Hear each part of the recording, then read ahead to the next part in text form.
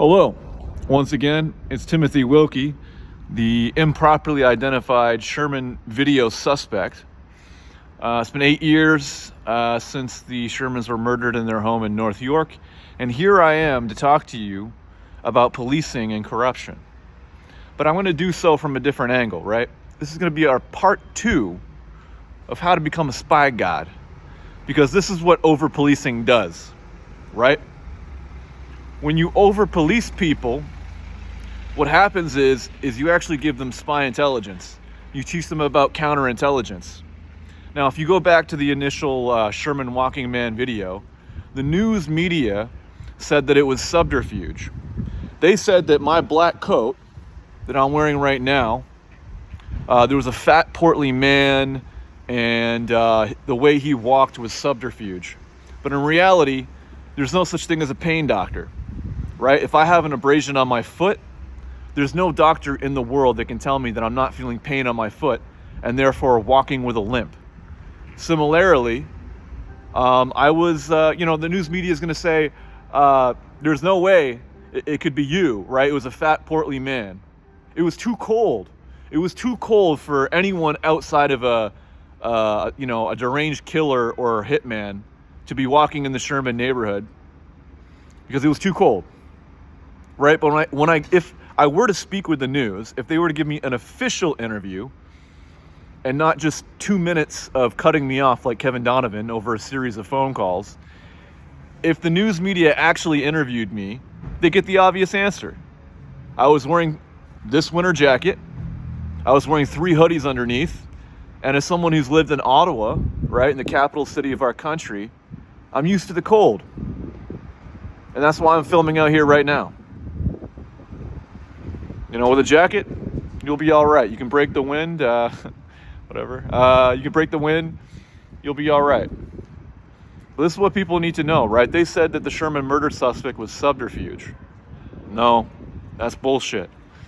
So now they're going to say, oh, that's a contradiction, right? These news media people, like, you're saying you're trying to teach people how to become a spy god. Well, in necessity, when you're over-policed, that's what over-policing does, actually. What it does is it teaches people counterintelligence. And in the case of the Toronto police, I think if there's more people like me out there, they can learn about forensic psychology, learn about policing.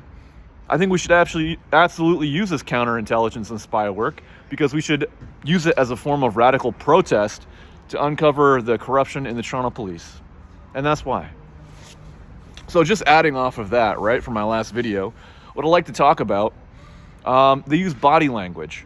So if you're on the street with undercover cops, the one thing you should know, right, is that you may not notice them. But as soon as you get their psychology down and you understand their tactics, someone might be walking, down the street, will touch their nose like this. What it means is they're using body language to say, there's a person right in front of me.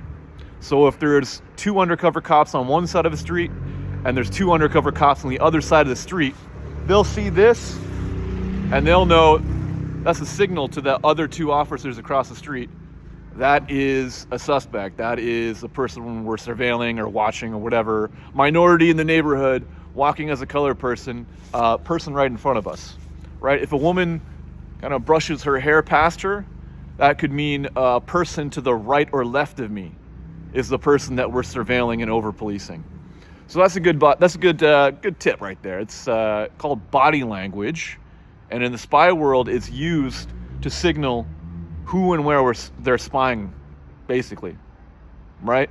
So they'll use all kind of body language, and it's a lot harder when there's a group of people, because naturally people can hide amongst a group of civilian people, and might be an undercover cop there.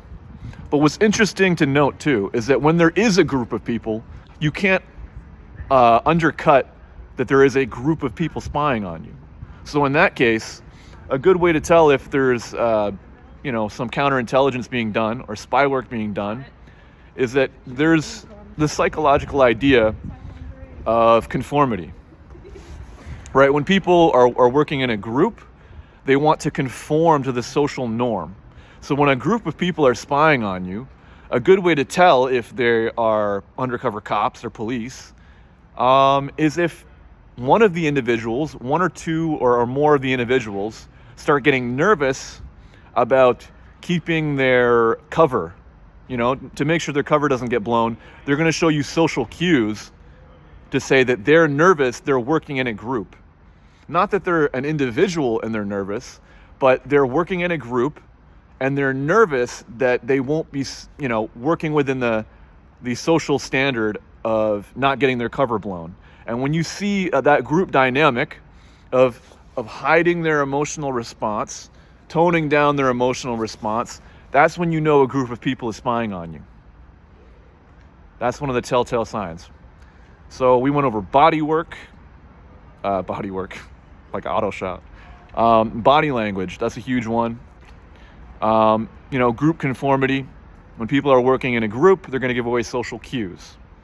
So last video, we talked about, their dress code. We talked about some of the behaviors that are telltale signs of undercover cops. But another thing, right, is when you go out for breakfast, you can be pretty sure that a Toronto police officer is trying to surveil and spy on you if you're a target or if you're just a minority, just trying to live his life, right? Just know that there's no sense in hiding. They use what they call Bayesian analysis because they're using statistical measures to predict where you're going to go. And because, the police are watching you over, several months or even years, what's going to happen is they're going to use this Bayesian analysis and they're going to use these mathematical models to statistically not only just say, oh, you like going to this coffee shop, you like going to the library, you visit these people, and you go to these places. But they'll statistically see the likelihood of where you're going to go based on your diet, your education, your cultural background, right? They're going to statistically know what time of the month you're going to go to certain places or even certain times of the week, right? That's a part of their spying. And again, if you're someone who's innocent, you don't have to hide shit. And if you kind of lean into being a supervillain, if you lean into at least looking guilty, you don't have to worry, because if you're innocent, they're going to have to determine that, right? They're going to have to get a warrant. It doesn't matter how many cameras are around. You're not doing shit. If you're innocent, fuck the police. Don't tell them shit. Just keep on moving, right? When we run counterintelligence on the police, we're going to dig up their dirt. We're going to dig up their murder and their rape, and we're going to show corruption in the Toronto police. And it's my hope that everyone in the city can learn counterintelligence, they can learn forensic psychology, and we can absolutely fight against the Toronto police corruption in this city, because that's what we need.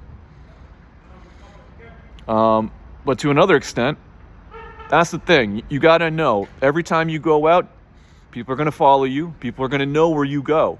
But that doesn't mean you can't get intelligence on them. Doesn't mean you can't expose their corruption. You could be walking in plain daylight, just living your life, doing your thing, and then one day, guess what? Now the Toronto police are nervous.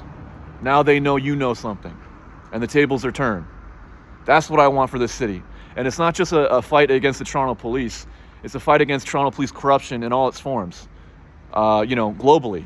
Police corruption globally. That's what it's about. Because you know that they're using these same tactics, right? The Toronto police are policing in general, police are a global gang. They act like a gang, right? They have, for someone working in law enforcement, they sure like to commit crime, right? If you're in law enforcement, you shouldn't be complaining about snitching. If you're a police officer, you shouldn't be like, oh, he's snitching, right? But they'll obviously demonize you as a gangster or a thug as soon as a minority starts wearing a jacket, starts walking with a lean, starts giving an attitude, they're going to say you're a thug. And it's true. Even a half Chinese guy, that's what they'll say about you, because they don't know what the fuck they're talking about, right? And we got to prove, right? Not only is policing theory wrong, but white supremacy and these people's psychology is wrong. And that's what I'm here to tell you. Right? My name is Tim Wilkie. Thank you so much, and have a great day.